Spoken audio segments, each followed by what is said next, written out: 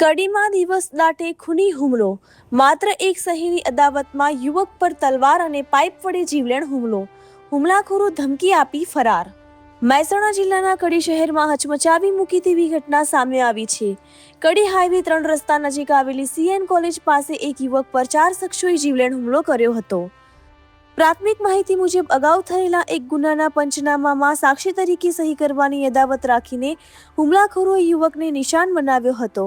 તલવારથી માથામાં ગા ઝીંકી અને પાઇપ વડે માર મારતા યુવક ગંભીર રીતે ઘાયલ થયો છે. હુમલા બાદ આરોપીઓ યુવકને મારી નાખવાની ધમકી આપીને સ્થળ પરથી ફરાર થઈ ગયા હતા.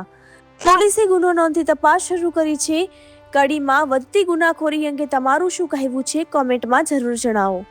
ગુજરાતના દરેક મોટા અને સચોટ સમાચાર માટે ફોલો કરો કડીનું દર્પણ ન્યૂઝ.